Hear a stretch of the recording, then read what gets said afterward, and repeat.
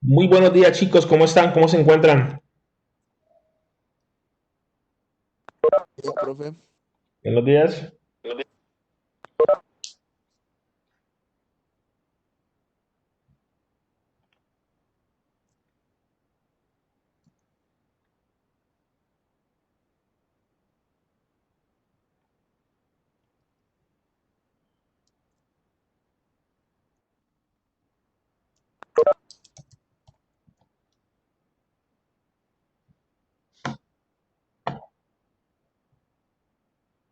Ahora,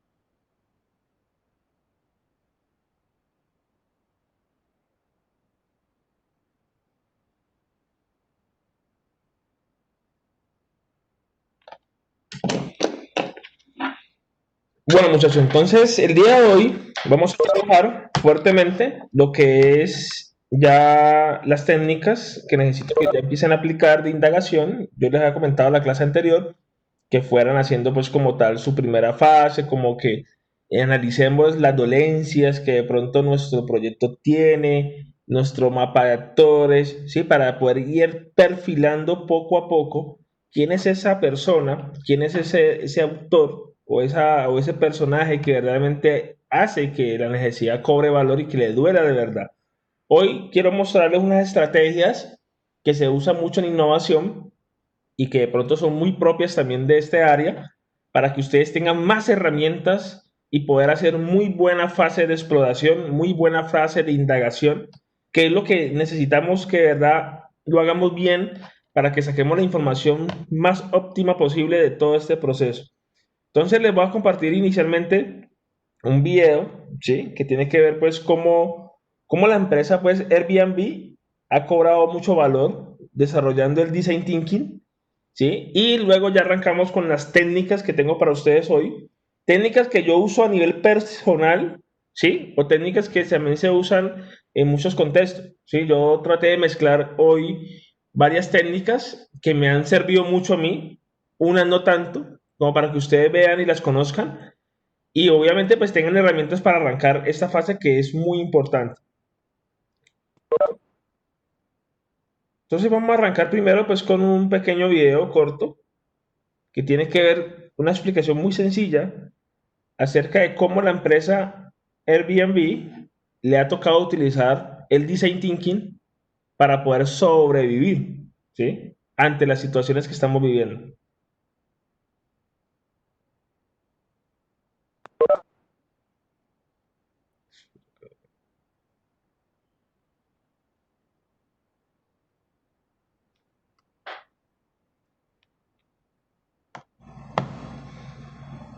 vamos a hablar de Airbnb, una marca conocida internacionalmente en la que cualquier persona puede alquilar desde un sofá hasta un apartamento o hasta un castillo y que ha revolucionado la industria del turismo en el mundo. Sin embargo, Airbnb es un caso de éxito para el design thinking, precisamente porque esta metodología tiene mucho que ver en la solución de problemas al inicio de la creación de esta compañía. Muchas personas creen que el éxito de Airbnb fue de la noche a la mañana, pero realmente no. De hecho, hablemos un poco de la marca, de sus inicios. Nació en California por tres jóvenes emprendedores que en uno de los tantos eventos que se generan en San Francisco especialmente, no había lugar o donde hoteles para alojar a los miles de programadores que siempre llegan a esta ciudad. Y a ellos se les ocurrió alquilar unos colchones inflables que tenían en su apartamento. El éxito fue tan rotundo que dijeron, aquí hay un negocio, aquí hay un potencial negocio, pero no solamente podemos alquilar colchones inflables dentro de otros apartamentos, otras habitaciones. ¿Por qué no alquilamos toda una experiencia? ¿Por qué no preparamos toda una experiencia para que los usuarios puedan vivir y cualquier persona pueda alquilar su lugar para atender a otras personas alrededor del mundo? Entonces, aquí es donde empieza el primer ejemplo o el primer caso de diseño que tiene que ver con el design thinking, porque Joe Gebbia, que además estudió en la Escuela de Diseño de Rhode Island, había aprendido la metodología del Design Thinking allí y la trató de implementar dentro de la compañía de forma exitosa. Entonces, primero, crearon todo un journey de lo que debería ser la experiencia de alojarse en un Airbnb, que al principio se llamaba Air, Bed and Breakfast, precisamente porque pensaron en hacer un journey en el que tenían un colchón inflable en cualquier lugar, en cualquier casa, en cualquier apartamento de cualquier persona, y también le daban un desayuno a esta persona. Pensaron en cómo podían mejorar la experiencia del alojamiento, en cómo podrían de pronto recogerlo en el aeropuerto, llevarlo, hablar con la persona de la esquina del barrio y preguntarle cuáles son los lugares más interesantes del barrio y podérselos dar a entender. Y al final montaron y crearon todo este negocio con base en esa idea que nació desde una conferencia en San Francisco. Sin embargo, ellos precisamente que hacían parte de la aceleradora mundialmente conocida Y Combinator, básicamente que acelera diferentes negocios, estaban en crisis porque en el 2009 no tenían mucho dinero, llevaban más de 8 meses con la idea y con el prototipo funcionando, pero solo facturaban semanalmente $200. Es lo que decía Joe Gebbia en una de sus entrevistas, siempre facturaban $200 semanalmente, no importara qué iba a hacer este mes o el otro, el plan o digamos que el roadmap era $200. Entonces se reunieron con Paul Graham, que es uno de los inversionistas más famosos de Silicon Valley, también parte de Y Combinator, y le preguntaron que cómo hacían o cómo lograban escalar este negocio, cómo pueden hacerlo crecer. Y básicamente lo que él les dijo fue, salgan de sus computadoras. Ellos están con su equipo de diseño, con sus computadoras día y noche, tratando de mejorar la herramienta, de hacerla más tecnológica, de hacerla más eficiente, más sencilla. Y les dijo, dejen sus computadoras atrás y vayan y busquen a los usuarios a ver qué es lo que ellos están pensando. Que en el lenguaje del Design Thinking es empatizar, observar, ponerse en los zapatos del usuario. Ahí fue donde Joe Gebbia, que también tenía conocimientos del Design Thinking, dijeron, bueno, vámonos a Nueva York, donde tenemos 40 publicaciones, 40 alojamientos, y vamos a entender qué es lo que pasa, porque siempre van $200 cada semana. Llegaron a Nueva York y en la plataforma se dieron cuenta de algo en común, y es que las fotos eran horribles. Las fotos que habían publicado los hosts eran horribles, desde fotografías donde no se mostraban la totalidad de las habitaciones, no se mostraban, por ejemplo, las áreas sociales, e increíblemente había fotografías tomadas de noche, muy mal, con celulares del 2009, entonces eran fotos de muy mala calidad. Y ellos dijeron, ¿qué tal si nos atrevemos a tomar nosotros las fotos? No era una idea muy interesante en el ecosistema o digamos en la cultura de Silicon Valley porque no es una idea escalable. ¿Qué va a pasar con la gente que ha publicado en Francia? ¿Van a ir hasta Francia a tomarle las fotos a los alojamientos? ¿O qué va a pasar con la gente que ha publicado en Chicago? ¿Van a ir hasta allá? No iba a ser rentable. Sin embargo, Paul Graham de Y Combinator les había dicho que no todo tenía que ser escalable, no todas las ideas tienen que ser escalables para probarlas. Entonces ellos decidieron rentar una cámara fotográfica profesional y ellos mismos tomar las fotos y con esto mejorar la publicación.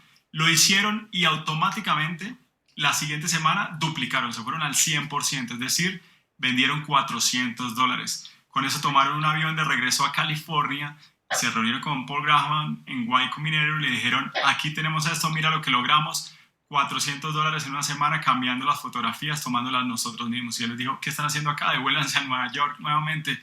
Y básicamente lo que hicieron fue no pensar en si iba a ser escalable o no iba a ser escalable, sino hacer el proceso del Design Thinking, observar, empatizar, probar, testear, hacer un prototipo básicamente con la fotografía. No les costó mucho alquilar una cámara fotográfica, no iban a invertir en equipos costosos, ni iban a hacer un prototipo gigante, simplemente lo que hicieron fue probar, testearon, volvieron al laboratorio y se dieron cuenta de que por ahí era el camino para poder lograr que Airbnb despegara. Y desde ahí se implantó en la cultura y en el proceso de diseño de su aplicación esas reglas que exigen que las fotografías tengan muy buena calidad y esas guías de usuario que conocen todos los hosts de Airbnb. Todo gracias al Design Thinking. También estuvieron analizando cuando estaban diseñando el producto, es decir, la aplicación, de cómo iban a rankear los hosts y los alojamientos. Y se dieron cuenta de que la forma de las estrellas era algo muy tradicional, era algo que estaba muy desgastado. Y dijeron, si esto es una experiencia, ¿por qué ponemos estrellas? ¿Por qué no ponemos algo más emocional, como qué tal un corazón? Y cambiaron toda, digamos, todo el diseño, todo el icono, la iconografía normal de estrellas por corazones. Y eso también hizo que subieran el 30% de los alojamientos, que empezaron a vender mucho más, 30% más, precisamente porque la gente no se basaba en tiene 3 estrellas, 2 estrellas, 4 estrellas. Eso es algo bastante desgastado. Ya con los corazones empezaron a dar una calificación más emocional. Y de hecho, si ustedes ingresan a la aplicación de Airbnb, ya sea de escritorio o a la aplicación móvil, se darán cuenta que la mayoría de alojamientos tienen una tasa promedio de una calificación muy alta. Es decir, mientras el promedio de calificaciones en Airbnb puede ser 4.7, en otras plataformas como Booking.com el promedio puede ser 4 o 3.8. Las estrellas realmente no permiten evaluar de forma emocional o de forma eficaz una experiencia, es algo muy numérico. Por lo tanto, aquí también el éxito de Airbnb utilizando el Design Thinking es poder probar, empatizar y entender cuáles son las necesidades del usuario y las necesidades de la marca para poder satisfacer al usuario. Entonces, espero que les haya gustado mucho este caso de éxito de Airbnb, porque realmente el Design Thinking puede hacer que las organizaciones cambien revolucionariamente cualquier problema que tengan, lo solucionen y pueden crear mejores productos y servicios.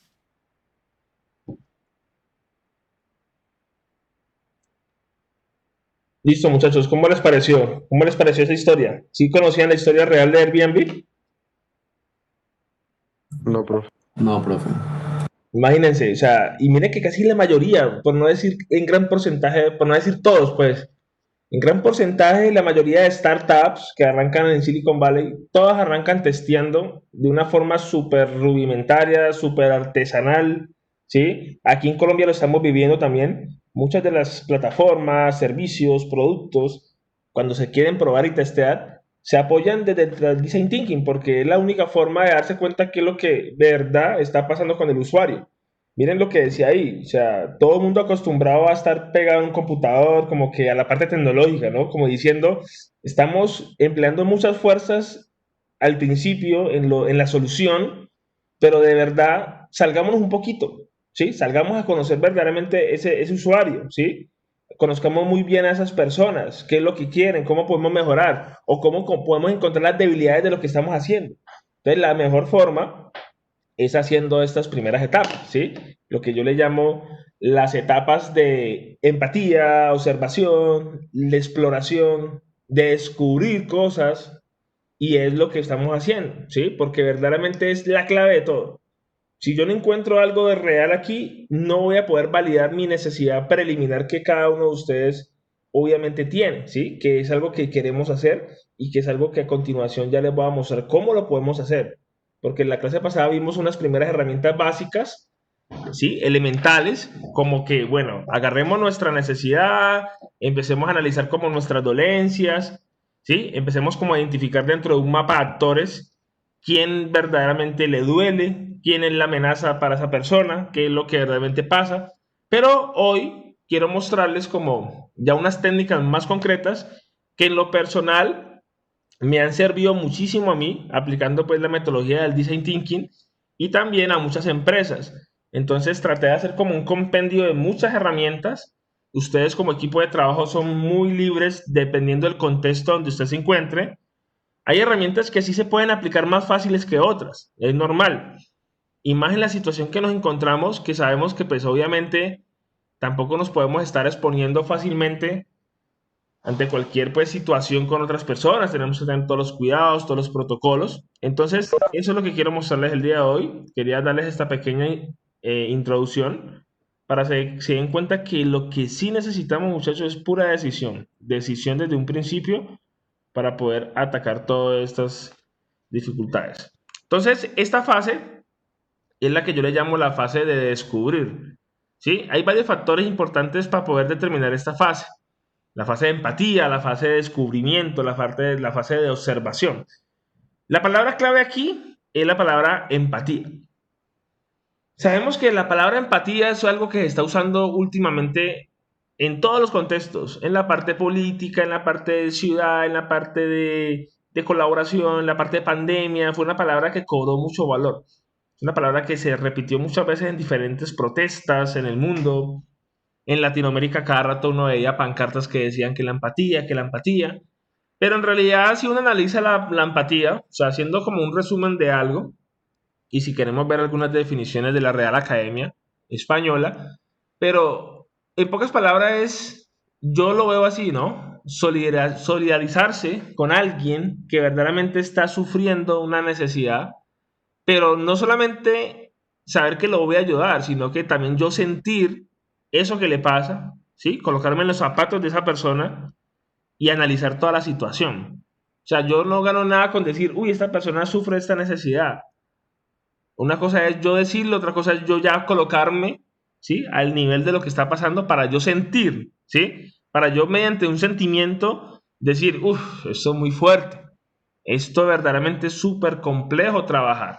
Entonces es por eso que la empatía, si lo vemos como una definición ya más formal, ¿sí? Dice que es el sentimiento de identificación con algo o alguien. O sea, yo poderme identificar con alguien que sufre algo, ¿sí? Y es muy diferente de pronto a la ayuda, porque la empatía es prácticamente sentirlo, ¿sí? Sentirlo, que usted verdaderamente se siente su corazonada de lo que está pasando. Eso es empatía. Y la empatía va muy relacionada con la persona que sufre esa necesidad, cómo esa persona también se siente cómodo con usted. Es decir, que la empatía es bidireccional. Yo, cómo me pongo en los zapatos de esa persona y esa persona, cómo se siente en confianza para decirme a mí todo lo que le pasa. Si usted logra eso, muchachos, créanme que ya usted tiene información valiosísima.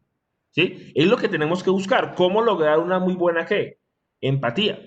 Desde un principio. Porque si no se tiene muy buena empatía de un principio, ¿qué va a pasar con las personas que uno va a futuro a entrevistar? O a futuro uno va a tener como una charla bien interesante. Pues prácticamente van a ver en usted una persona que les quiere vender algo, o que les quiere vender tal cosa, o que les quiere imponer una solución a futuro. No.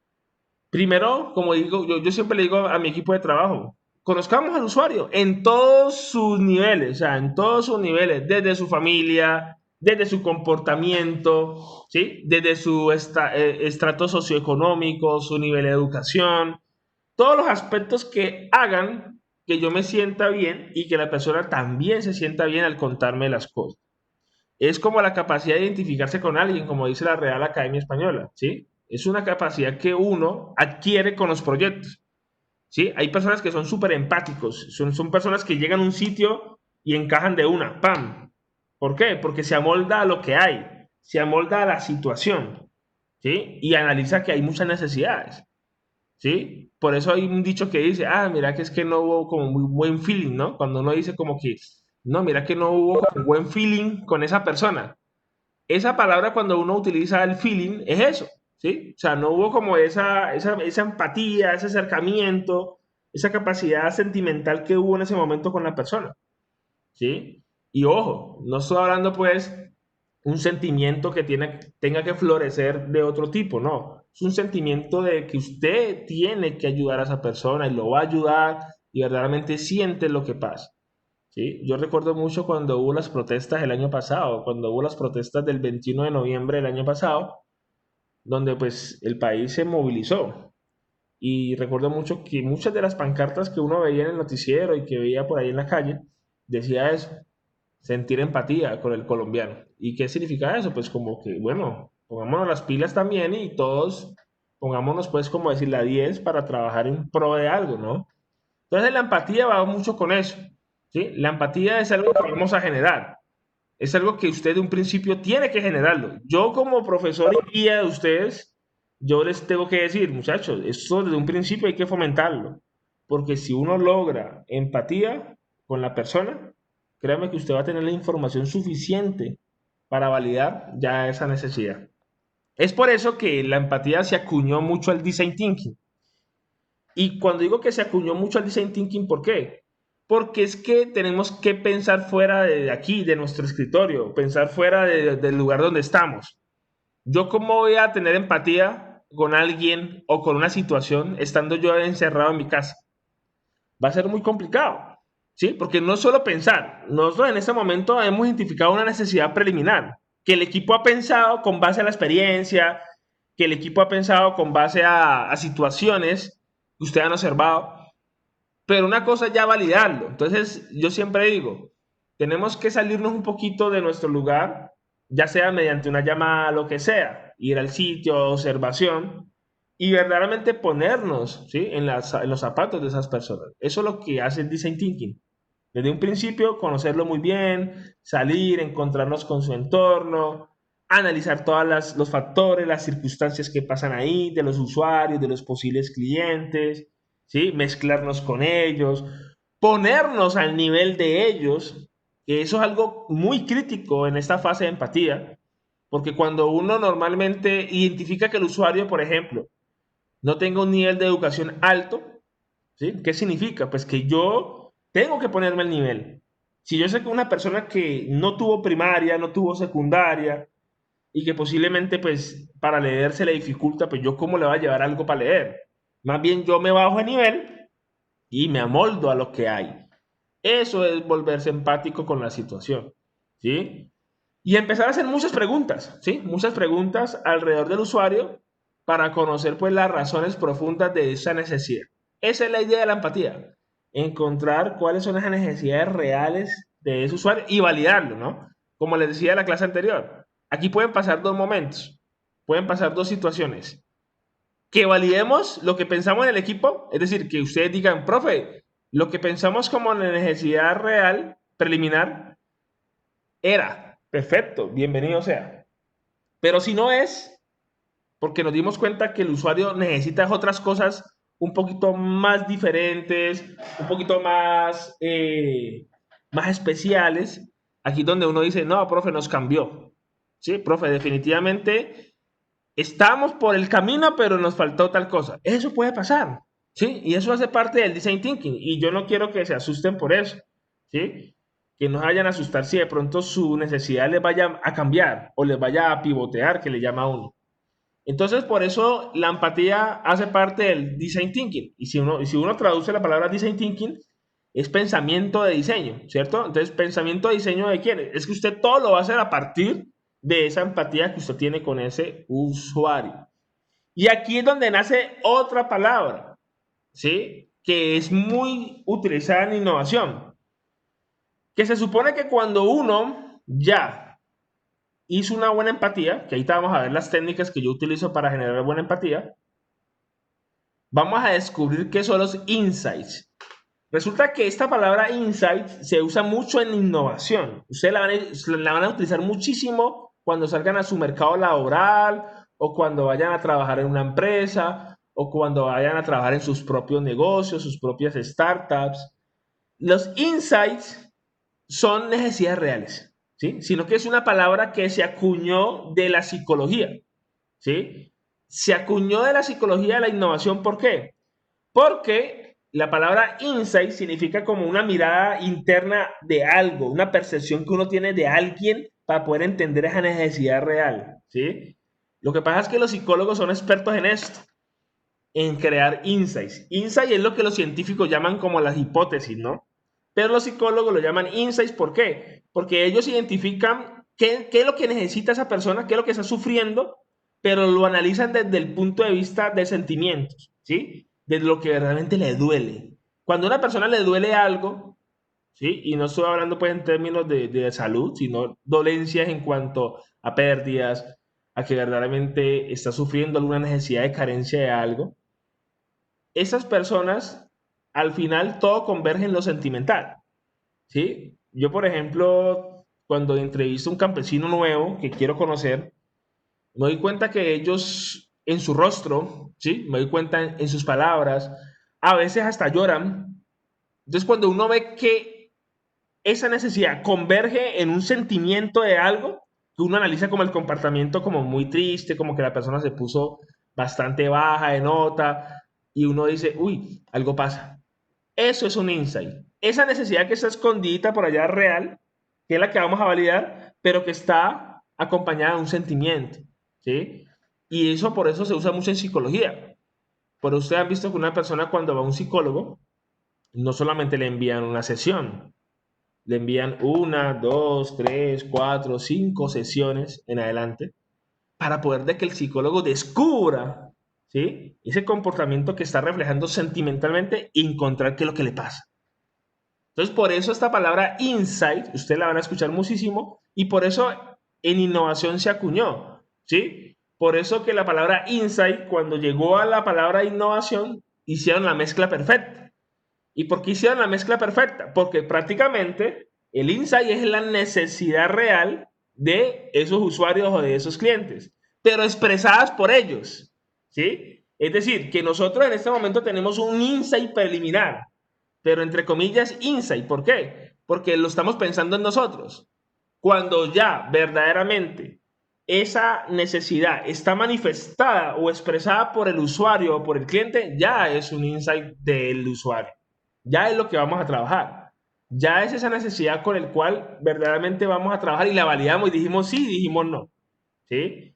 Y obviamente sabemos que el insight es lo mismo que necesidad. Lo que pasa es que cuando ustedes escuchen esa palabra, ustedes de una, acuérdense que el insight va más enfocado a esa expresión que hace el usuario. O sea, no es una necesidad que uno identifica, sino que es una necesidad manifestada, ¿sí?, que se expresa por el usuario. Y sabemos que pues hay una parte sentimental, ¿no? ¿Sí? Hay una parte que duele, como que, uy, no, a mí me duele tal cosa, yo me siento triste, me pongo triste, mi bolsillo se ve afectado. Es porque hay algo entre la mente y el corazón que pasa. Eso es verdaderamente ¿qué?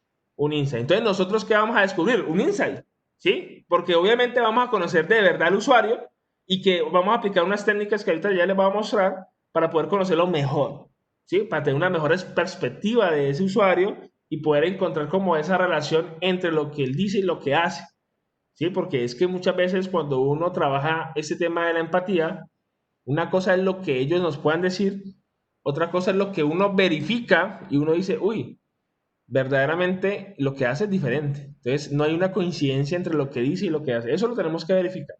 Entonces, el insight, ya sabemos que es una comprensión por parte de nosotros de esas necesidades que expresa el usuario. Ojo, no nosotros, lo que expresa el usuario, y eso lo vamos a hacer a través de las entrevistas, etcétera.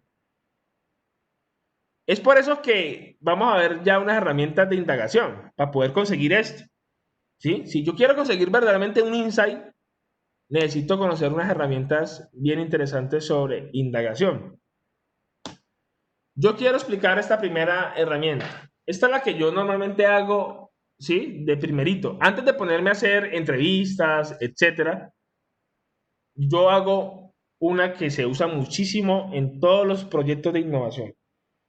Se llama el Journey Map, o lo que le llaman mapear la experiencia. ¿Qué es mapear la experiencia? O sea, ¿qué consiste esta técnica? Esta técnica es milenaria.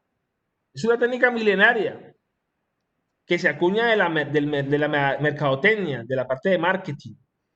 Y es una técnica en la cual, si yo quiero identificar ese insight real de la situación que está pasando, yo me voy a poner como usuario. O sea, ese es el rol. Yo voy a ser de usuario ante algo que está pasando. Ejemplo, supongamos que yo quiero identificar las necesidades que hay en el restaurante preferido mío, ¿cierto? En el restaurante que yo tengo preferido. Pero pues yo desde mi casa no voy a poder identificarlo, entonces yo me pongo usuario. De ese día yo digo, uy, voy a ir a comprar allá. Desde que llego, hasta que como, hasta que pago, empiezo a analizar y a crear una gráfica, ya le vamos a mostrar cuál gráfica, de comportamiento de qué es lo positivo y qué es lo negativo, ¿sí? Pero eso sí, uno para hacer esta técnica tiene que tener un ojo de observación tremendo, una concentración para analizar todas las dificultades que hay dentro de un producto o de un servicio. Esto funciona en los dos sentidos, ¿no? Para producto o para servicio. Como producto, yo lo consigo, empiezo a analizarle, a darle funcionalidades, a ver dónde está la debilidad. Pero en servicio, yo pido el servicio. Es decir, que yo como persona que quiero resolver el problema, me pongo en ese momento en los zapatos de un usuario para detectar esos errores. ¿Sí? Y aquí en el equipo tenemos varios grupos que están trabajando, por ejemplo, con el tema de reactivación, el reto que tiene que ver con la reactivación. Es perfecto, ¿sí? Entonces, el Journey Map es hacer una grafiquita como esta, ¿sí? Una grafiquita muy sencilla en la cual vamos a armar como dos cuadrantes, como una gráfica típica matemática, en donde tenemos un eje Y, tenemos un eje X, ¿cierto? Y en el eje Y tenemos las experiencias positivas y en el eje Y, pero tenemos experiencias negativas. Es decir, que después de la línea, haga de cuenta que aquí está el cero, de aquí para acá es positivo, de aquí para acá es negativo. ¿Cómo funciona esta gráfica? Y yo la recomiendo siempre hacer de primero. Es cuando yo como usuario pues tengo la oportunidad de hacer esta experiencia, ¿sí? ¿Qué escala numérica tengo que poner aquí? Lo que yo considere. Ojo, no hay una norma que diga tiene que ser esa escala numérica, no. Tú dices que vas a evaluar de 0 a 5, tú lo pones aquí entre 0 y 5 o de 0 a menos 5. O tú quieres ponerlo de 0 a 10. Ah, bueno, entonces colócalo de 0 a 10 o de 0 a menos 10. O tú quieres colocarlo de 0 a 100 o de 0 a menos 100. Como tú quieras. ¿Sí? Como ustedes quieran poner la escala numérica, sí, es válido. Lo que hay que hacer es darle un ponderaje, ¿sí? Darle como un valor a cada una de esas situaciones que vamos a vivir. Entonces, por ejemplo, yo quiero hacer un mapa de experiencias de un restaurante, ¿sí? Yo quiero identificar los insights reales que hay dentro de un restaurante para ver cómo puedo aportar yo. Entonces, miren, para mí, ¿sí? Voy a trabajar, supongamos que con escala de 0 a 5, ¿sí? Para mí, la entrada al local, es decir, al restaurante, que es la primera experiencia que va a tener, para mí fue positiva, ¿sí? Es decir, que yo le doy el puntaje dependiendo del grado de satisfacción que yo tenga. Ah, mira, para mí fue positivo, entonces le pongo aquí, ¡pam! Un positivo, puede ser 5. Pero la siguiente acción que hicieron para mí en el restaurante fue que llegaron los meseros o los camareros. Entonces la atención no me disgustó, pero pues tampoco le va a dar un puntaje alto porque pues pienso que pudo haberse sido mejor. Pero de todos modos para mí fue una experiencia que positiva. Ojo, eso es con base a mi experiencia, ¿sí? Pero miren que me pasó una situación curiosa cuando hice esta experiencia, el Journal Map. Es que cuando fui a elegir la mesa, ¿sí? Para mí fue uno de los aspectos bastante negativos. ¿Por qué? Porque me pusieron a esperar, me sentí incómodo. Me estaban diciendo que ya casi, ya casi. Entonces yo me sentí mal. Entonces yo sé que aquí hay un aspecto que tengo que mejorar o que ellos tienen que mejorar y que yo lo estoy identificando. ¿Sí? Pero luego vi, cuando ya me resolvieron el tema de la mesa y me pude sentar, cuando me trajeron la carta, vi que la carta estaba bastante interactiva, pero pues puede mejorar. O sea, no le di un puntaje tan alto en la experiencia positiva, pero pues en algún momento puede que mejorar. Pero me sentí bien. Luego cuando elegí los platos fue chévere, porque tenían un sistema para elegir los platos de una forma bien interactiva, entonces me gustó. Entonces leí un puntaje pues aquí entre 3, pongámosle. Y luego me gustó mucho la comida, o sea, el sabor de la comida estaba sabroso, estaba rico, ¿sí? No estaba salado, me gustó, entonces le di un buen puntaje. Me dio por pedir un postre y analicé cómo era el tema de los postres. Ah, mira, los postres también me parece una experiencia positiva, pero pues no está tan rico como estaba la comida. Como digo, mi experiencia, ¿sí? El pedir el postre, ¿no? Luego lo comí, bueno, bacano la experiencia, pero luego, para pagar, me di cuenta, muchachos, que tenía una gran dificultad. Es que me demoré haciendo una fila tremenda para pagar. O sea, me demoré más pagando que lo que me demoré comiendo. Entonces, para mí eso fue muy, ¿qué? Muy negativo. O sea, le puse lo más negativo posible. Porque yo sé que aquí hay una oportunidad en algún momento de ¿qué? De hacer algo. Esto es un journey map. ¿Sí? Hacer un mapa de experiencias. Miren que ahorita que en el video que yo les puse, el chico que estaba hablando decía, los de Airbnb hicieron prácticamente, mapearon la experiencia. Fueron a Nueva York, se enfrentaron a los alojamientos, se dieron cuenta que las fotos estaban feas y tuvieron que mejorar el tema de la experiencia. Eso es un mapa. Para poder de que corroboremos a futuro con lo que nos diga el administrador. Supongamos que yo a futuro quiero entrevistar al administrador de este restaurante, pero yo ya tengo bases. yo ya lo viví, ¿sí? Yo ya me di cuenta dónde están las falencias, que yo, Juan Manuel, identifiqué, ¿sí? ¿Y qué es lo que voy a hacer luego? Corroborar lo que yo viví versus lo que él me va a decir. Porque él posiblemente me diga, no, nuestro sistema de pago es un sistema eficiente. Y yo le voy a decir, pero es que miren que a mí me fue mal. ¿Qué fue lo que pasó? Eso es empezar a tener fundamentos antes de enfrentarse a un usuario cara a cara. Vivir la experiencia, ¿sí? Entonces yo siempre, y eso se lo digo ya como experiencia personal, yo siempre trato de hacer un journey map, ¿sí? Antes de yo enfrentarme a la situación. Por ejemplo, yo que me muevo en el tema de la agricultura, pues obviamente antes de yo enfrentarme a un campesino debo saber cómo se siembra, al menos debo saber cómo se cosecha, ¿sí? Me tengo que ir así sea un día a ver eso, cómo cultiva, cómo riega, porque es que yo no me puedo ir con las manos así manicruzado a que la persona me bombardee a mí de puros términos, me bombardee de pura información que yo ni sé de lo que me está hablando. Entonces el Journey Map es una excelente herramienta y funciona tanto ahorita en estas primeras etapas y va a funcionar a final.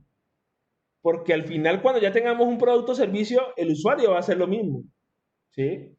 Para identificar esas qué, esa falencia. Entonces miren qué hago yo. Pongo en carpeta esas dos y empiezo a analizar esas dos con base a mi necesidad preliminar.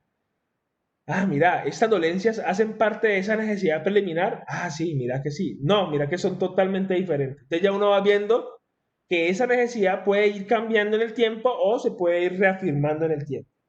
¿Sí? Y uno esto lo hace con todo. Lo que pasa es que uno lo hace inconscientemente a veces. ¿Sí? Yo creo que ustedes lo han hecho cuando van a un sitio, alguien... Sí, o un producto, uno empieza como a analizarlo. Me fue bien, me fue mal. Eso es mapear la experiencia. Entonces, no sé si tengan alguna pregunta sobre esta técnica.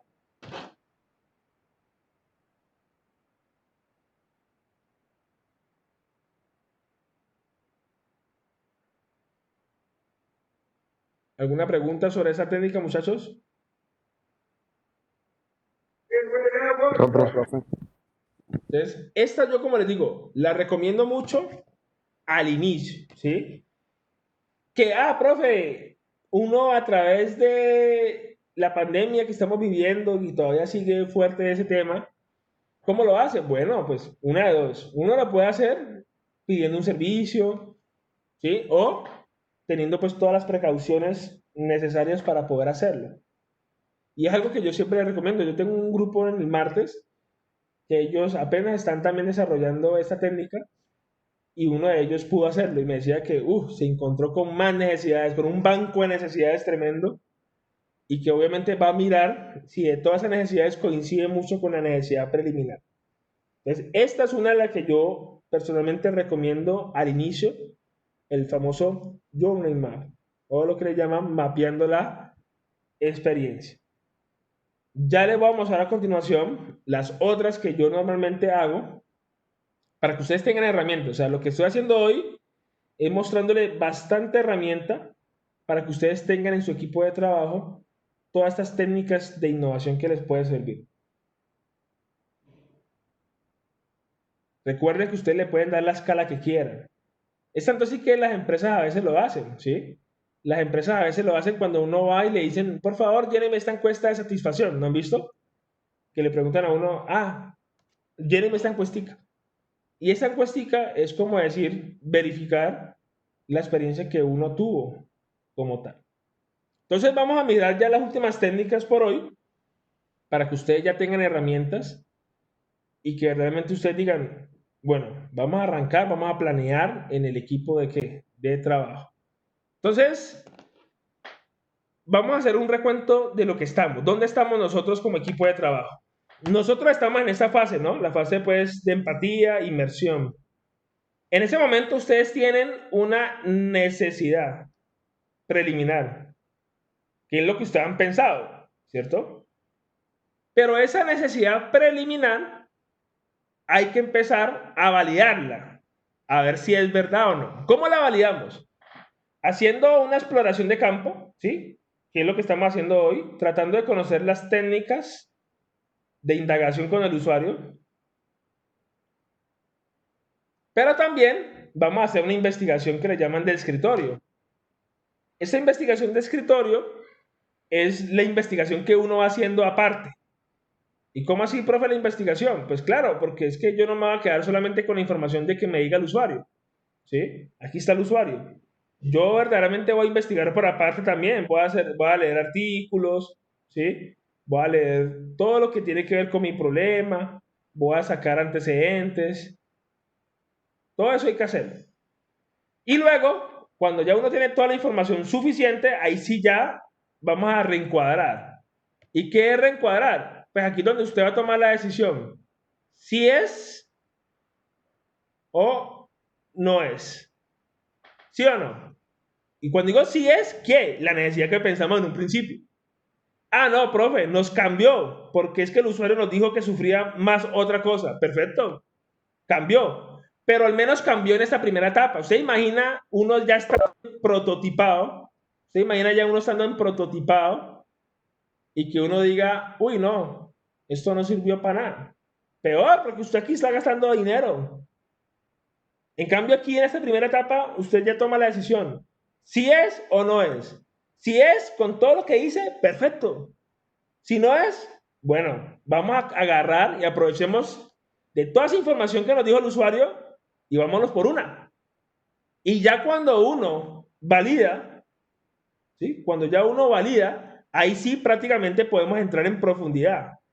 ¿Y cómo así profundidad? Pues que ya podemos verdaderamente agarrar esa necesidad y convertirla en qué? En oportunidad. Ahí donde ya la definimos, aquí donde ya definimos, ¿sí? El famoso reto, ¿no? Porque ya estoy seguro de todo este proceso. Entonces vamos a arrancar por aquí. Hoy estamos arrancando por aquí. Conociendo esas técnicas. Ya les di una. Vamos a continuación a ver otras más que les puede servir a ustedes para agarrar información y al final decir si es o no es. ¿Sí? Porque aquí usted lo que tiene que es validar esa necesidad. Entonces aquí empiezo con las técnicas. Una de las técnicas que yo hago de primerazo, aparte pues del Journey Map, es las entrevistas. ¿Sí? Esa es la clásica. Las famosas entrevistas. O sea, esto es para mí la mejor forma, ¿sí? Lo que le llaman el cara a cara, ¿no? Esto es lo mejor.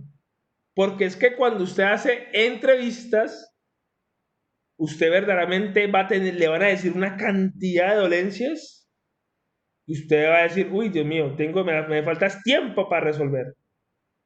En una entrevista hay empatía. Aquí donde empieza la empatía de verdad.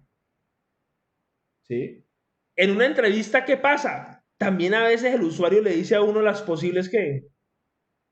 Soluciones que ha hecho para resolver eso. Aquí donde uno empieza a observar cómo es que funciona de verdad ese qué, ese contexto. Aquí donde ya uno empieza a conocer mejor a este personaje, a ese actor principal, cómo es, cuántos niveles tiene de educación, cómo es su estatus socioeconómico, ¿sí? Cómo es su familia, qué sufre, qué vive, cómo es su salud, todo. Porque es que aquí es donde se rompe por primera vez el hielo. Y cuando uno rompe el hielo por primera vez, es donde usted tiene que aprovechar y hacer entrevistas individuales, la que yo le llamo entrevistas no estructuradas. ¿Y qué significa entrevistas no estructuradas? Naturales. Usted en la primera entrevista que tiene con su usuario es una entrevista natural. Cuando digo natural es que orgánica, sale así tranquilamente en las preguntas, no están planeadas. ¿Por qué? Porque es una especie de conversación. Luego, cuando ya uno necesita preguntar algo específico, ahí sí hace una entrevista más estructurada. Usted ya puede ir como algo planeado. Es una de las claves para poder generar empatía. Una de las claves para poder generar empatía es poder tener esa entrevista no estructurada. Tranquilos.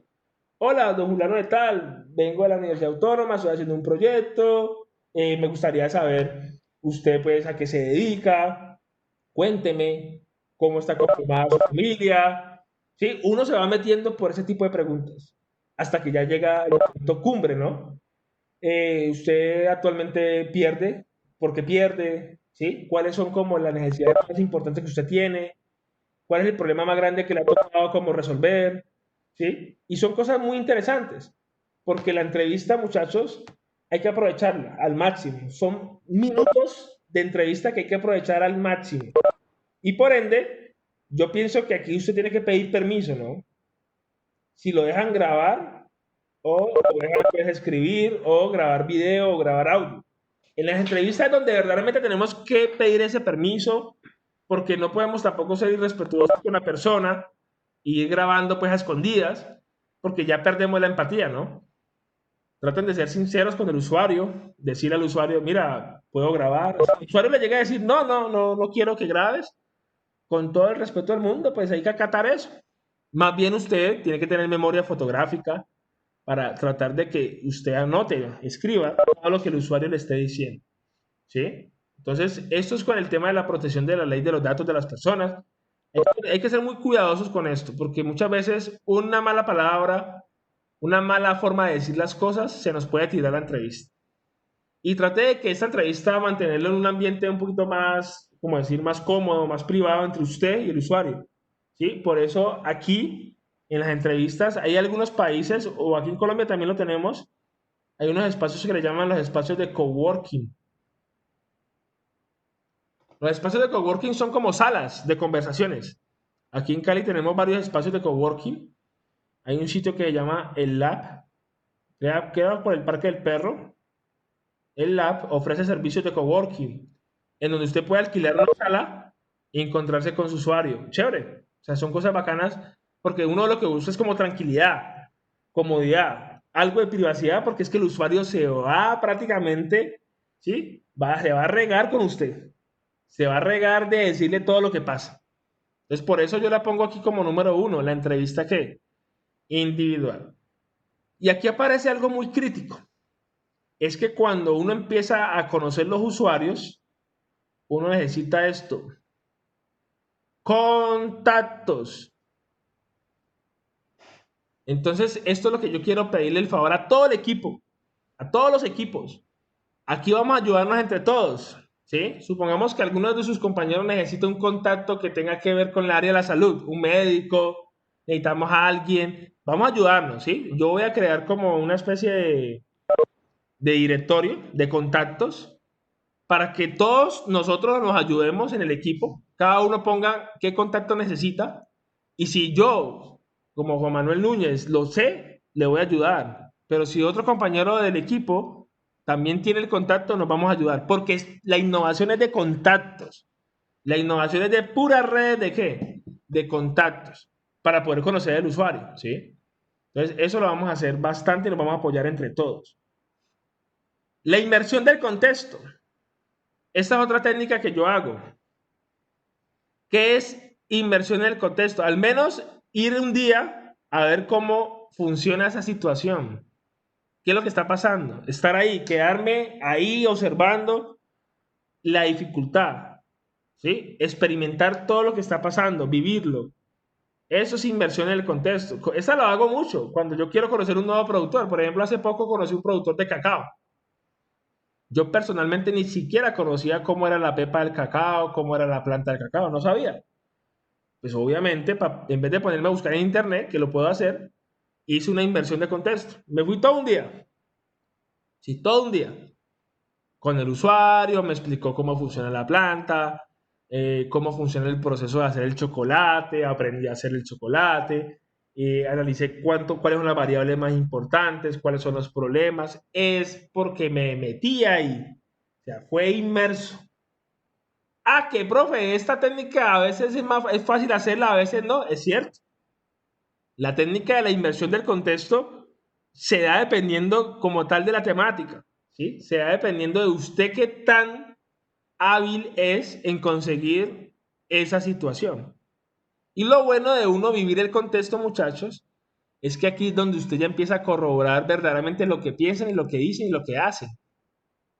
¿Sí? Porque supongamos que yo entrevisté a alguien y me dice, no, nosotros aquí regamos nomás una vez, nosotros aquí utilizamos productos orgánicos y cuando estoy allá me doy cuenta que es que utilizan puro químico. Y cuando voy allá me doy cuenta es que riegan 3 veces al día. Entonces, ¿qué quiere decir eso? Es que el usuario también miente.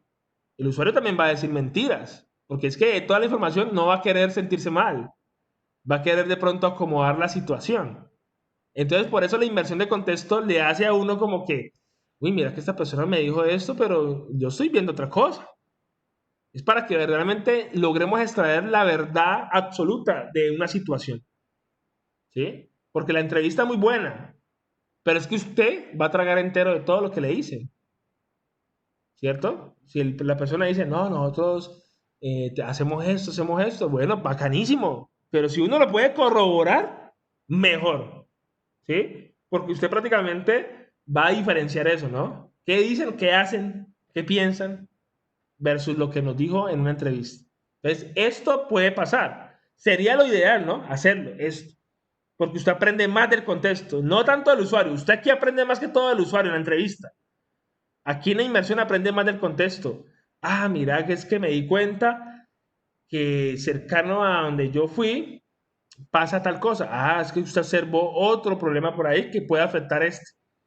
La única forma es dándose cuenta, viviéndolo, ¿sí? Entonces, por eso yo lo pongo como segunda herramienta de indagación. Tercera herramienta que yo utilizo para poder afianzar mi necesidad, si es o no es la entrevista con los expertos. Esto lo hago constantemente. O sea, si yo no hiciera esto, créame que no estuviese haciendo lo que trabajo. ¿Y qué es entrevistarse con un experto? Yo ya sé cuál es la necesidad preliminar. Yo ya sé cuál es mi usuario. Entonces ahorita preguntémosles a alguien que ya haya tenido experiencia ante estas situaciones, un experto, ¿sí? De cómo ha manejado esa situación. ¿Por qué es bueno el experto? Porque el experto se nos vuelve como una especie de plus, de complemento, ¿sí? Ante lo que estamos viviendo o escuchando por parte de él. Ojo, entrevistar a un experto no es decirle, ay, ¿usted cómo lo resuelve? No es pedirle soluciones. Es más bien decirle a él cómo se ha enfrentado a eso. ¿Sí? No es pedirle soluciones. Porque más adelante para eso vamos a tener expertos en la parte técnica. Pero por ahora el experto aquí me interesa es para que me reafirme a mí que verdaderamente lo que entrevisté, lo que dice el usuario, es verdad. ¿Sí? Que no voy a perder el tiempo más adelante, ¿sí? Para poder pues trabajar con ello. Entonces, la entrevista con expertos yo la aconsejo muchísimo, ¿sí? Yo, por ejemplo, constantemente lo hago. Me toca que estar hablando con un ingeniero agrícola y con un ingeniero pues agrónomo. ¿Por qué? Pues porque son los que saben del tema. Yo soy una persona de la ciudad, yo no soy del campo. Y son las personas que saben cómo se comportan las plagas y la enfermedad. Entonces, ellos me suministran a mí información valiosísima para poder yo trabajar. ¿Sí? Y eso es normal. ¿Sí? Eso es normal que pase. Entonces, esto es una técnica que yo la recomiendo mucho para que usted valide, ¿sí? Para que usted también haga una validación de su qué, de su necesidad. Si él llega el experto y le dice a usted, no, Juan Manuel, mira que eso que usted está tratando de hacer es importante, pero no, lo que están necesitando es esto. Eso es buenísimo, porque ya es una persona que es experta en el tema y que yo le voy a creer, porque realmente ya ha estudiado el caso. Si un experto me dice, no te metas por aquí, métete por acá, bueno, miremos a ver si el usuario también dentro de las necesidades que tiene está. Ah, sí está. Hagámosle. Porque ya tengo el aval. Sí, ya tengo como la certificación de alguien que realmente nos puede dar como esa validación. Esta es otra técnica que utilizo muchísimo. Otra que utilizo también es esta.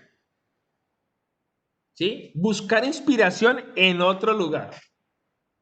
¿Cómo así buscar inspiración en otro lugar? Bueno, nosotros sabemos nuestra necesidad preliminar. ¿Qué pasa si yo ya no entrevisto, ¿sí? O ya no me acerco a una persona que ya lo identifiqué como usuario mío, sino que me voy para otro contexto diferente? A ver qué me dicen. Ejemplo. Supongamos que yo estoy identificando una situación que tenga que ver como el aumento, o sea, la necesidad es aumentar la productividad de yogur casero, supongamos. Entonces yo digo, ay, hay que aumentar, esa es mi necesidad. Entonces yo sé que mi usuario, pues son los productores de yogur. Pero cuando digo que buscar inspiración en otro lugar significa que con esa misma necesidad me voy a ir para otro contexto. Entonces me voy para de los que fabrican dulce de manjar blanco, o los que fabrican, por ejemplo, chocolate, o los que crean empanadas, o los que crean alimentos. Es decir, que ellos también tienen la necesidad de ¿qué? De aumentar, pero bajo otro contexto totalmente ¿qué? Diferente. ¿Para qué sirve esto? Para que ustedes se den cuenta, ¿sí? Cómo ellos han logrado solventar esa situación.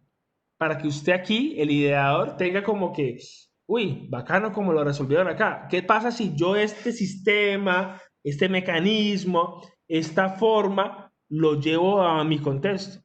Eso significa buscar inspiración en otro qué, en otro lugar. ¿Y cuál es el resultado más grande también de esta técnica?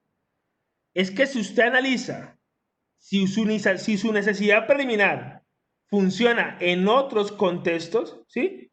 En otros contextos, ¿qué significa esto? Que usted a futuro puede tener nuevos, ¿qué? Nuevos mercados, ¿sí? ¿Y cómo así nuevos mercados? Pues claro, porque yo estoy en ese momento atacando a los productores de yogur, pero ¿qué tal que con lo que yo haga como solución también sirva para los productores de empanada, de chocolate, ¿sí? De alimentos? Perfecto. Entonces miren que esta técnica es muy chévere hacerla, ¿sí? Porque nos da como esa fuente de inspiración de cómo otros han resuelto lo mismo pero de distinta forma. Entonces, bacano esta técnica. La recomiendo bastante también. Aquí tengo otras técnicas, ya para culminar. Muéstrame o dibújalo. Esta la he utilizado nomás un par de veces. ¿Cómo así? Porque es que resulta que usted ya tiene que tener identificado a su usuario. Y su usuario posiblemente tiene un nivel de ¿qué? De educación. Entonces, el nivel de educación influye mucho en el usuario. ¿Por qué? Porque es que el nivel de educación me da a mí la forma en que yo me voy a comunicar con él. ¿Sí? Es decir, que si yo, por ejemplo, a mí me pasa mucho con los campesinos. Los campesinos, su nivel de educación no es muy alto, o sea, no es alto, sí mucho, o sea, muy pocos logran terminar la primaria. Entonces son personas que se les dificulta, por ejemplo, leer, ¿sí? Son personas que se les dificulta escribir. Y son personas que usted no le puede hablar en un lenguaje complejo. Porque si usted le habla un lenguaje complejo, pues no van a entender. Entonces, cuando yo digo, hagamos esa técnica de muéstrame o dibújalo, es aprovecharse de la parte gráfica, ¿sí? Para que esas personas que de pronto no saben comunicar una idea, lo puedan hacer a través de dibujos, ¿sí? Lo puedan hacer a través de esquemas, lo puedan hacer a través de croquis. Y esto me pasó un día. Un día yo estaba entrevistando a un productor de aguacate y él me quería explicar cómo cultivaba, pero él no me lo sabía decir en sus propias palabras. Entonces, ¿qué me tocó que hacer a mí? Bueno, y me fui preparado, tenía un blog y le pasé una hojita a él. Y yo le dije, dibújeme, ¿sí? Dibújeme qué es lo que usted me quiere decir. Y el hombre empezó a dibujar así, un rectángulo, y empezó a colocar como punticos, ¿sí? Los árboles de aguacate. Y por acá me explicaba, ¿sí? Trataba de explicarme pues que había mucha agua, él ponía así, agua, que aquí había mucho sol. Entonces lo que yo le entendía a él era que su cultivo se estaba viendo afectado por el tema del clima, ¿sí? Pero él me lo expresó de manera que gráfica, ¿sí? Porque él no sabía cómo decírmelo, o sea, no encontraba las palabras cómo decirme. Entonces, esa técnica de muéstrame o dibújalo puede ser recíproca. Ojo, no solamente del usuario hacia uno, sino uno también de las palabras que uno quiere decirle de forma gráfica a él, para que entienda, ¿sí? Porque es que muchas veces uno le quiere explicar algo y no le entienden a uno. Entonces, más bien, utilice los métodos gráficos, sea un poco didáctico, ¿sí? Si quiere, como dice el dicho, ¿no? Hasta con plastilina si quiere, pero no pierda la oportunidad, ¿sí? De recibir retroalimentación del usuario. Esto lo pongo aquí como un paréntesis porque va a pasar, puede pasar. Ah, profe, es que mi usuario es una persona con nivel de educación súper alto, tiene maestría o doctorado. Bueno, póngase al nivel del hombre. Hable bien, hable como usted habla, ¿sí? Háblele en toda la parte técnica si tiene que hablarle porque es una persona que de pronto va a entender, ¿sí? Entonces, aquí nos vamos a encontrar de todo, ¿sí? Nos vamos a encontrar de todo, personas con nivel de educación bajo, altísimo, personas con un orgullo tremendo, personas con un ego tremendo, personas que no son humildes, personas que son bravas, que son personas que son complicadas, personas que son relajadas, personas que son tranquilas, pacientes, de todo. Somos psicólogos en este momento. Tenemos que ser psicólogos, ¿sí? Para poder entender, pero uno no puede predisponerse ante una situación adversa, ¿sí?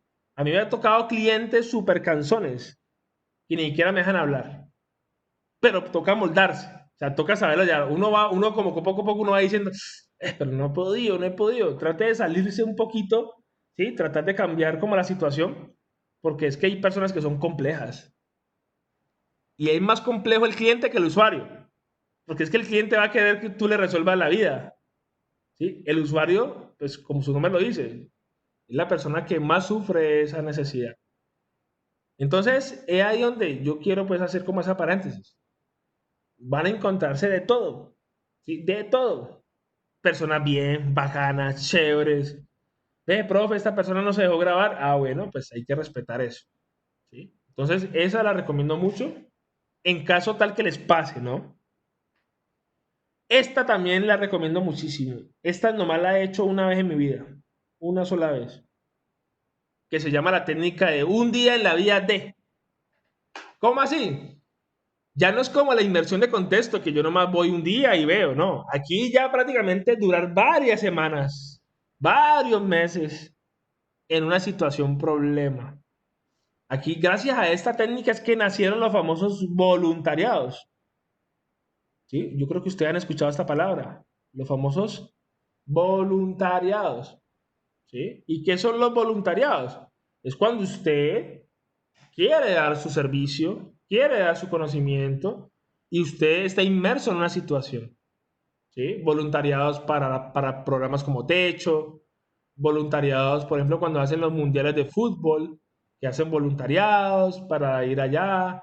Eso es vivir la vida, un día en la vida de. Por ejemplo, miren acá, diabéticos por una semana. Pucha, esto lo hacen mucho los ingenieros biomédicos. ¿Sí? Ellos tienen que vivir en carne propia la situación.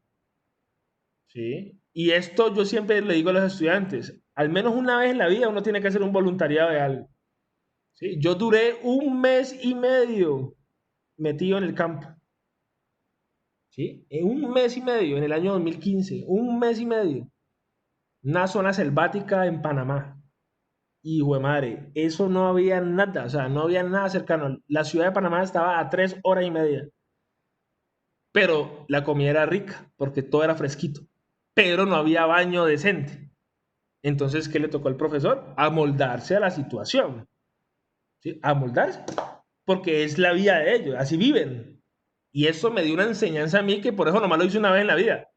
Porque ahí fue donde verdaderamente me di cuenta todas las falencias, necesidades, problemas que sufre un campesino.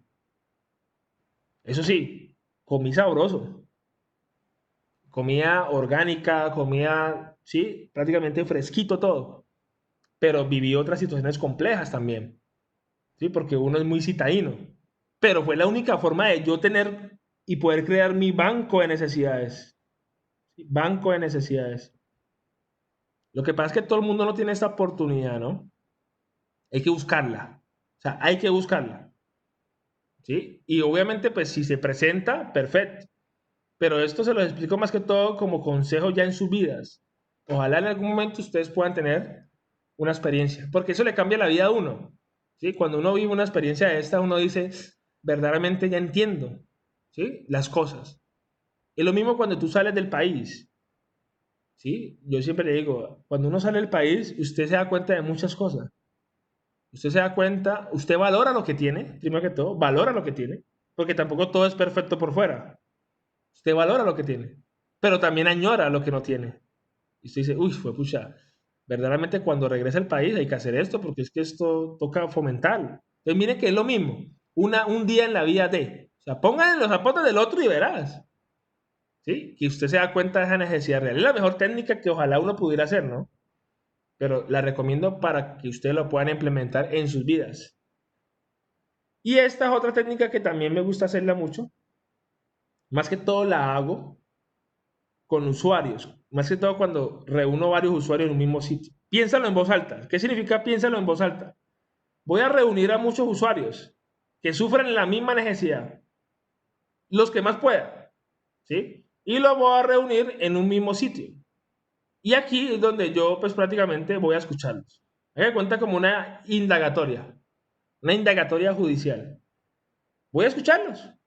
¿Sí? Prácticamente voy a escuchar todas sus necesidades. Y se llama piénsalo en voz alta por eso, porque es un debate, ¿no? Como una especie de debate. O también lo que le llaman a veces el focus group. ¿Sí? El focus group es cuando tú reúnes a usuarios y empiezas a preguntarles directamente, ¿qué pasa? ¿Qué es lo que pasa? Y aquí usted saca una conclusión muy interesante con su necesidad validada. Lo que pasa es que esta sí requiere que usted tenga una logística para hacer esto, ¿no? Sí. Aquí usted puede gastar un poquito de dinero, ¿no? Porque usted tiene que conseguir los usuarios, reunirlos en un solo sitio, darles el refrigerio, porque lo primero que preguntan los berracos estos, le preguntan a uno, ¿hay refrigerio? El refrigerio. Y usted, pues prácticamente lo que necesita es sacar la conclusión para validar su qué, su necesidad. Esto lo hago más que todo, por ejemplo, cuando voy a una zona campesina y allá hay, por ejemplo, las famosas casetas, le llaman, casetas que son como kioscos. Y lo que yo hago es generar la convocatoria. Por favor, las familias que viven en esa zona, nos vemos en el kiosco. ¿Sí? Entonces van todas las familias que cultivan de todo. Y esto me sirve muchísimo para encontrar una necesidad común y poder crear y generar un segmento de mercado futuro. ¿Listo? Entonces, esa también la recomiendo bastante. También hay otra técnica pues, muy famosa, que yo creo que esa la enseñan mucho en la ingeniería y en el diseño, que son los famosos 5 porqués. Esta yo la utilizo más que todo en entrevistas. Los 5 porqués, ¿por qué tal cosa? ¿Por qué tal cosa? ¿Por qué tal cosa? ¿Por qué tal cosa? ¿Por qué tal cosa? Hasta que usted llegue a una raíz, a una necesidad que raíz. Esta técnica se volvió popular porque va muy ligada a la curiosidad. ¿Sí? Si tú miras, por ejemplo, todos nosotros, yo creo que cuando éramos más niños, súper niños, en algún momento uno era muy curioso y uno le decía al papá o a la mamá, uno le decía, ¿y por qué esto? ¿Y por qué tal cosa? O sea, uno era como todo, ¿por qué? Porque tú estás explorando el mundo. O sea, estás conociendo el mundo, entonces por ende el por qué, el por qué. Y un por qué conlleva otro por qué. Y otro por qué conlleva otro por qué. Hasta que ya tú llegas a la necesidad que raíz. ¿Yo cómo lo he implementado esta técnica? En una entrevista. Me aprovecho la entrevista que tengo y le pregunto eso, ¿sí? ¿Y por qué usted riega así? ¿Y por qué usted pierde así? ¿Y por qué usted lo tal cosa? Hasta que yo llego a una conclusión muy buena. Es una técnica sencillita, pero es muy eficiente, ¿no? Y finalmente, los famosos, o lo que le llaman los 6W question, ¿sí? En una entrevista a mí me gusta preguntar mucho el qué, ¿sí? ¿Qué es lo que pasa? ¿Cómo pasa? ¿Cuándo pasa? ¿Sí? ¿Por qué pasa? ¿Dónde pasa? ¿A quiénes le pasa? Resulta que cuando uno hace este tipo de preguntas, el qué, el cómo, cuándo, por qué, dónde, quiénes, esto también ayuda mucho, ¿sí? A usted identificar muy bien su qué, su necesidad. ¿Por qué?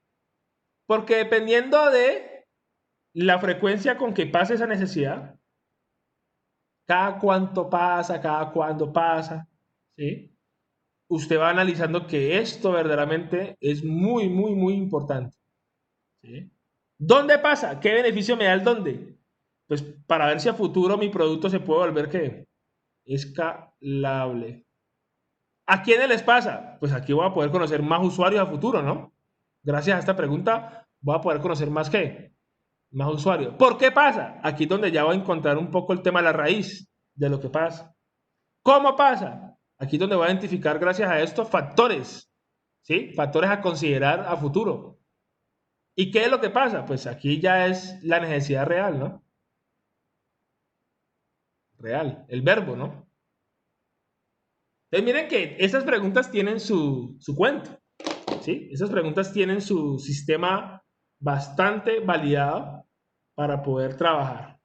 Entonces miren que son técnicas que uno tiene que utilizar. Y ustedes me dirán, profe, esas técnicas dependiendo de qué las utilizamos. Cada equipo utiliza las técnicas dependiendo de su contexto, qué tan fácil se les da hacerlas. Yo les voy a dar a ustedes unos mínimos, claro, a ustedes les voy a exigir unos mínimos, ¿sí? Que tiene que tener cada equipo. Pero cada equipo implementa su plan. Aquí es donde el clarificador va a empezar a como a definir de cada equipo, bueno muchachos, según nuestro usuario, nuestro mapa de actores, nuestro usuario va a hacer este, vamos a implementar esta técnica, podemos hacer esta, ¿sí? Planeen este despliegue de indagación que les va a dar muy buenas habilidades a ustedes de conocer la empatía, ¿sí? De conocer el usuario. Y quiero cerrar mi presentación de hoy con una que todo el mundo quisiera hacer, pero a veces no es tan fácil hacer. Es una técnica que se usa en innovación. Esta la usa mucho, por ejemplo, empresas como Microsoft, la usa mucho empresas, fundaciones, ONGs, la ONU, la usan muchísimo, que se llama la técnica del Safari Service o el Service Safari o el servicio de Safari, que es mapeando también experiencias, perdón. También es mapeando qué? Experiencias. ¿Qué es el Service Safari? ¿Qué es? Pues prácticamente analizar un contexto, ¿sí? Ir a un contexto donde sabemos que hay una necesidad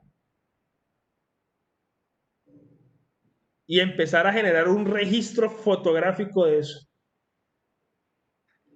Como un safari, ¿no?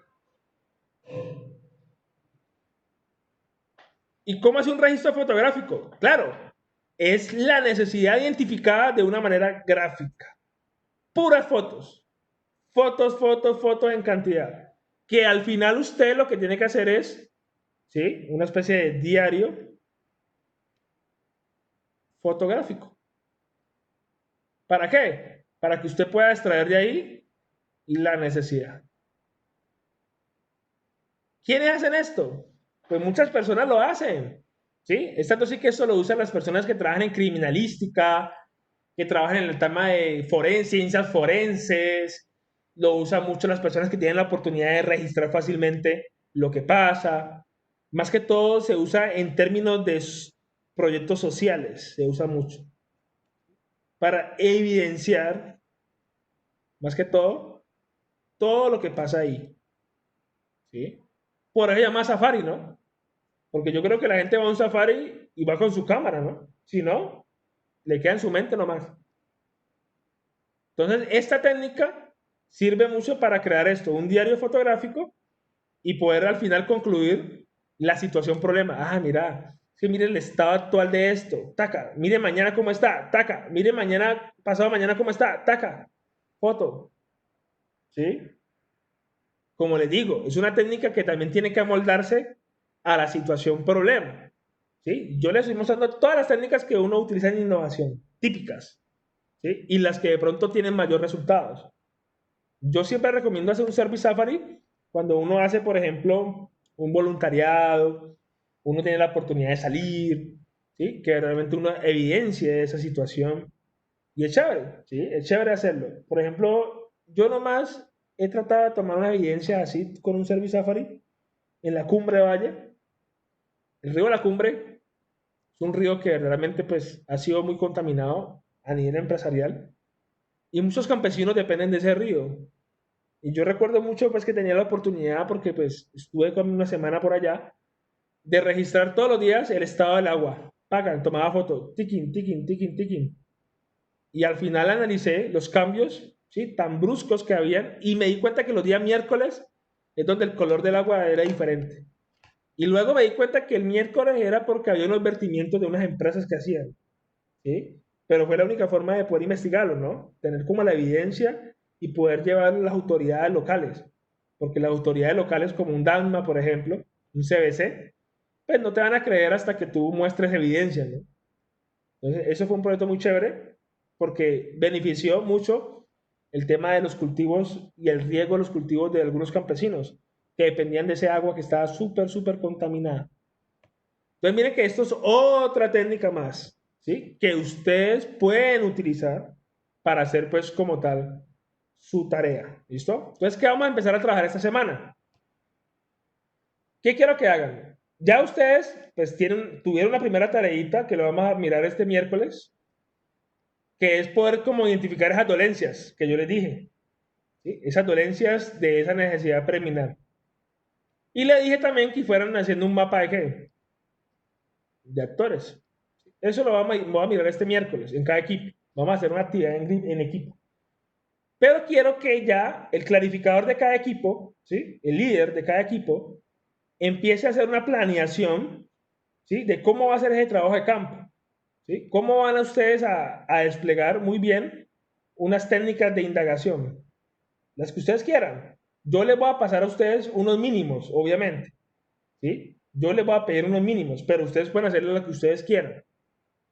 Y también quiero que en el equipo de trabajo vayan haciendo investigación. ¿Sí? Sigan haciendo la investigación. Que en algún momento les mencioné. Sigan buscando artículos, ¿sí? Sigan buscando, por ejemplo, trabajos que ya hayan hecho.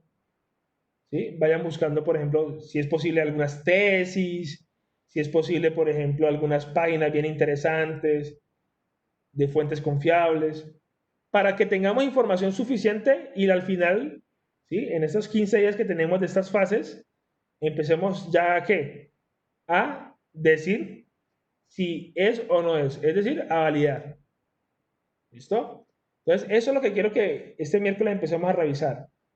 Que tengan listico, bueno, profe, creemos que con el contacto que tenemos, vamos a hacer estas técnicas iniciales. Yo les voy a pasar, perdón, a cada equipo les voy a pasar unos mínimos, ¿sí? Unos mínimos que yo voy a pedir en el hackathon para ustedes, pero quiero que ya vayan trayendo esas dolencias, vayan trayendo ese mapa de actores, vayan analizando qué técnicas van a hacer, un poquito de investigación, ¿sí? Poco a poco yo les voy a ir pidiendo eso.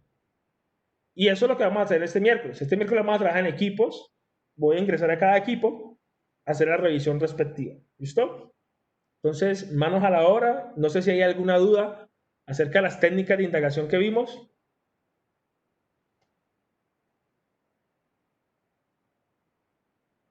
Por ahora no, profe. Es muy importante también, muchachos, que hagamos lo que les dije de los contactos. ¿Sí? Vamos a hacer los contactos. ¿Sí? ¿Qué voy a hacer? Voy a hacer como un Excelcito muy básico en donde voy a colocar grupo tal, por ejemplo. Voy a colocar aquí grupo uno. Entonces le voy a colocar enseguida una casilla que coloquen qué temática, qué contactos de qué tipo necesitan. ¿Sí? Para que todos nosotros, ¿sí? Pongamos grupo uno. Entonces que el grupo uno aquí ponga qué tipo de contacto necesita. Y aquí creemos como varias casillitas con el nombre, con el teléfono y entre todos nos podamos ayudar en esta fase. ¿Sí? Ah, que por ejemplo el grupo uno dijo, profe, necesitamos un área del área de un médico, alguien del área de la salud, específicamente un veterinario, por ejemplo. Ah, bueno, mira, yo conozco a este personaje y este es su teléfono o su correo. ¿Sí? Entonces, eso es algo pues muy importante. ¿Listo? Y eso lo pienso pues para que lo hagamos y lo llenemos entre todos, ¿sí? Para que verdaderamente no tengamos como ¿esa qué? Esa dificultad de conseguir ese usuario que es lo más difícil a veces. ¿Sí? Conseguir los usuarios del contexto y todo. ¿Listo? Entonces, eso es lo que vamos a hacer. Y obviamente, ya este miércoles, aparte de hacer la revisión, ya este miércoles ya les comparto, ya tengo todas las notas de ustedes, ya las tengo. Y ya tengo la nota final del corte, entonces se las comparto pues por correo. Y el miércoles, pues, cada uno que de pronto tenga una dudita sobre la nota, con mucho gusto, entonces yo se las atiendo. Entonces yo ahorita ya a cada uno le va a enviar un correíto con la nota pues que tenemos definitiva de este primer corte. ¿Listo? Ya las tengo aquí y simplemente pues se las quiero enviar a cada uno. Y el miércoles, cualquier duda que haya de la nota, que usted diga, ve, profe, tal cosa, con mucho gusto. ¿Listo? Vale, profe. Bueno, entonces, muchachos, un placer estar aquí otro lunes más con ustedes. Manos a la obra, ¿sí? Manos a la obra, empiezan a planear. Recuerden que ya el tiempo depende también de ustedes. Sí le pido el favor mucho al clarificador que empiece a gestionar, que empiece como que a definir los protocolos, cómo vamos a hacer, ¿sí? Esta etapa es vital. O sea, esta etapa es para mí una de las que nos va a dar como esa realidad de las cosas. Entonces, espero que ustedes la aprovechen al máximo y nos vemos entonces el miércoles en el trabajo en equipo y no se olviden las tareitas. ¿Listo? Listo, profe. Gracias. Listo, muchachos. Entonces, les deseo pues un excelente día y que tengan un buen inicio de semana, muchachos. Chao, profe, gracias. Chao. Gracias, profe.